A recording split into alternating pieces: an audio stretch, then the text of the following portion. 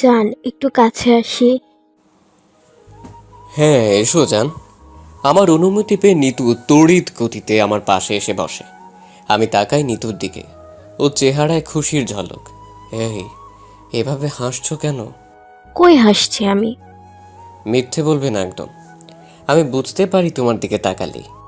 তাই বুঝি? বউ। এভাবে বউ বউ করো না তো, আমার লজ্জা লাগে। হিস, আসছে আমার লজ্জাবতী বউ। তুমি জানো না লজ্জা নারীর ভূষণ? জানতাম না, সবে মাত্র জানলাম। এখন কি শুধু হাত ধরেই বসে থাকবে নাকি কিছু করবে? কি করব? না, একা কিছু বোঝে না, তাই না?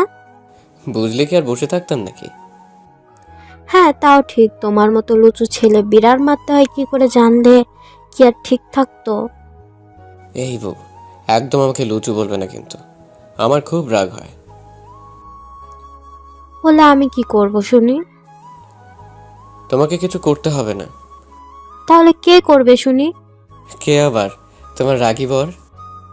আসছে আমার রাগী বর। ভুলে গেছো নাকি তোমাকে কলেজের প্রথম দিন কেমন র্যাগিং করেছিলাম? নিতুর কথা শুনে কিছুটা লজ্জা পেয়ে গেলাম। ইস রে, এই গুণটি তো দেখছি বাসর ঘরে বেজ্জতি করে ফেললো। আমার এমন নিশ্চুপ থাকা দেখে নিতু জোরে হাসতে হাসতে বলে, আরে আরে, কি হলো আমার বীর পুরুষ রাগী বরের? কই কিছু না তো। বুঝেছি। তা একটু আগে কি যেন বললে তুমি? কই, কখন কি বললাম আমি? মনে ভুলে গেলে এত তাড়াতাড়ি? আমি তো কিছু বলিনি, সো ভুলে যাওয়ার প্রশ্নই ওঠে না। থাক থাক, আর বলতে হবে না, বুঝে গেছি আমি ভিতর ডিম কোথাকার। আমি কিছুটা মন খারাপ করে বিছানার পাশে হেলান দিয়ে বলি, একটু আগেই বললাম আমি লুচু, আর এখন বলছে আমি ভিতর ডিম। যাক, পরেন পরেন গিয়েছে পরে। তবে তা লুচু বিতুবার আমায় কিন্তু করবে শুনি। উফ, নিতু, এখন কিন্তু আমার খুব রাগ হচ্ছে। হলে হবে, তাতে আমার কিছুই যায় আসে না। আমি কিন্তু কিছু একটা করে ফেলবো এখন। ওকে, করলে করো, তাতে আমার কিছুই যায় আসে না। তুমি কিন্তু ভুলে যাচ্ছ আমি তোমার বর। তো আমি কি তোমায় দুলাভাই বা বন্ধু ভেবেছি নাকি? উফ, এই কেন পাগলিকে আমার কাঁধে ঝুলাই দিলে? রক্ষা করো আমায়। এই এই, পাগলি কাকে বললে শুনি? আর আমি তোমার কাঁধে ঝুলে পড়েছি? নিতু রাগী কণ্ঠ শুনে কিছুটা ভয় পেয়ে গেলাম। মনে মনে দোয়া দূরত পড়তে শুরু করেছি, কারণ এই নিতু গুন্ডি কলেজে প্রথম দিনে আমায় প্যান্ট খুলে শুধু জাঙ্গিয়া পরিয়ে পুরো ক্যাম্পাস ঘুরিয়েছিল। নিতু আমাকে চুপ করে বিড়বিড় করতে দেখে ধমক দিয়ে বলে, এই এভাবে কি বিড়বিড় করছো শুনি? কই কই বিড়বিড় করছি? তুমি আমাকে কানা পেয়েছো নাকি? না না, কানা হতে যাবে কেন? তুমি তো কানি।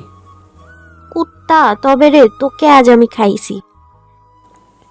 কথাটা বলে নিতু আমার উপর লাফিয়ে ওঠে। আমার শেরানির কলার টেনে ধরে বলে, এই তুই কি বললি আমায়? আমি কানি? আরে না না, তুমি কানি হতে যাবে কেন বউ? তুমি তো আমার সুন্দরী বউ। জানো আমি তোমাকে দেখে বারবার ক্রাশ খাই। এই চুপ, একদম পা মারতে হবে না। আরে না বউ, আমি কখনোই ময়দা সুন্দরী আর গুন্ডি মেয়ে কেন পাম দেয় না? আকাশ, কি জানো? তুমি কিন্তু এখন আমাকে অপমান করছো। কই অপমান করলাম? আমি কি রোজ আটা ময়দা মাখি নাকি? আজ বিয়ে বলে সব বান্ধবীরা জোর করে সাজিয়ে দিয়েছে। আর গুন্ডি, তুমি কি চাও আমি আবার গুন্ডামি শুরু করি? আরে না না, গুন্ডামি করবে কেন? তাহলে আর আমাকে গুন্ডি বলবে না।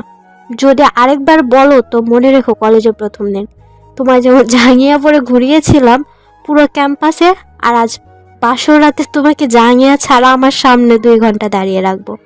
নিতুর কথা শুনে আই ডোন্ট কেয়ার ভাব নিয়ে বললাম, ও ওকে ওকে, আই ডোন্ট কেয়ার বেবি। কারণ তুমি আমার বউ, আমার সব কিছুই দেখার অধিকার আছে তোমার। নিতু একটা ডেভিলদের মতো হাসি দিয়ে বলে, তাই বুঝি বাবু? কিন্তু কথা হলো আমি তো একা দেখবো না সবকিছু।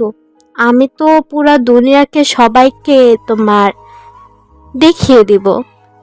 ওকে, কোনো সমস্যা নেই। তবে হ্যাঁ, মনে রেখো, আমি তোমার হাজবেন্ড, সাথে পুরুষ মানুষ।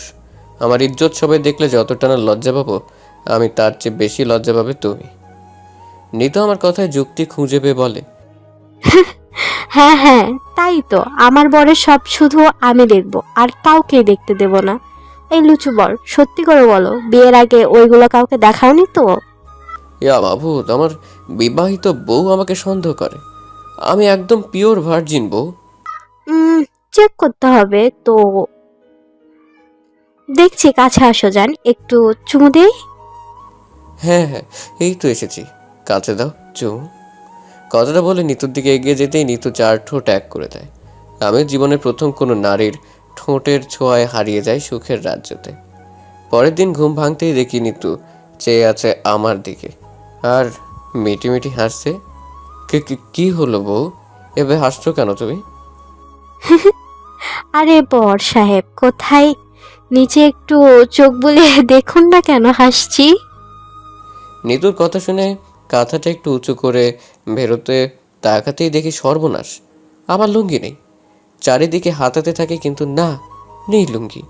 অসহায় দৃষ্টিতে নিতুর দিকে তাকিয়ে বলি, নিতু জান প্লিজ আমার লুঙ্গিটা খুঁজে দাও না। উফ, তুমি দেখছি কানার ডিম, গলায় দেখো মালার মতো পড়ে আছে। নিতুর কথায় গলায় হাত দিয়ে দেখি আসলে লুঙ্গিটা কোমর থেকে খুলে গলায় চলে এসেছে। হালকা এসে লুঙ্গিটা পরে নিয়ে নিতুকে পেছন থেকে গিয়ে জড়িয়ে ধরে বলি, বউ গোসল করলে? গত রাতে যে দুষ্টুমি করেছিলে তুমি, গোসল না করতে কি হবে? এখন যাও, তুমিও গোসল করে এসো, আম্মু ডেকে গিয়েছে নিচে যাওয়ার জন্য। না যাব না, তুমি একাই যাও। কথাটা বলে মুখ গোমরা করে নিতুর দিকে তাকিয়ে থাকি। আমার এমন গোমরা করে থাকতে দেখে নিতু বলে, আরে আরে, কি হলো স্বামী, এভাবে আবার মুখ ভার করলো কেন? তো কি করব শুনি? জানো আমার কত শখ ছিল। কি শখ ছিল শুনি যান? আমি কিছু বলতে যাব তার আগেই রুমে ঢুকতে ঢুকতে আম্মু বলে, কি আর শখ? ওর নাকি বিয়ের পর বউয়ের সাথে গোসল করার খুব শখ। হায় রে খাইছে, কি লজ্জা। মুখ কাচুমাচু করে আম্মুর দিকে তাকালাম। আমি কিছুটা শয়তানি হাসি দিয়ে কানে কানে বলে, অনেক পচাইছো আমাকে বাপজান, তোমার দাদা দাদির সামনে, আজ আমিও পচালাম। আর হ্যাঁ, বৌমাকে তো আমি চিনি, আস্ত গুন্ডি, দেখো তোমাকে বাথরুমে নিয়ে গিয়ে আবার পানিতে যান না চুবায়। কথাটা বলে আম্মু চলে যায়। আহ, হাফ ছেড়ে বাঁচলাম। নিতুর দিকে তাকাই, নিতু তাকিয়ে আছে আমার দিকে। আমি তাকাতেই ভ্রু নাচিয়ে বলে, কি জানো, কি শুনছি এগুলো? কই কিছু না তো। নিতু আমার কাছে এসে আমার পাশে বসে আলতো করে জড়িয়ে ধরে বলে, এই পাগল, আমি কি তোমার প্রেম করে বিয়ে করাবো নাকি যে সবকিছু বলতে এত ভয় পাবে? ভয় পাবো কেন? আমি জানি তুমি উপরে রাগে হলেও মনটা অনেক অনেক ভালো। তাই বুঝি? এখন আমাকে বলো, তোমার যখন এতই শখ ছিল আমার সাথে গোসল করবা, তবে বলনি কেন? বলবো কখন? ঘুম থেকে উঠেই তো দেখি তুমি গোসল করে বসে আছো। হয়েছে, থাক, এখন চলো আবার গোসল করবো আমরা। আমার কি আর পাইকে? নিতুকে কোলে তুলে নিয়ে যেতে থাকি বাথরুমের দিকে। নিতু তো আর জানে না গোসল করার সাথে আমার আরও কি কি করতে ইচ্ছে করে। যাই হোক, গল্প এখানেই সমাপ্ত। আল্লাহ হাফেজ।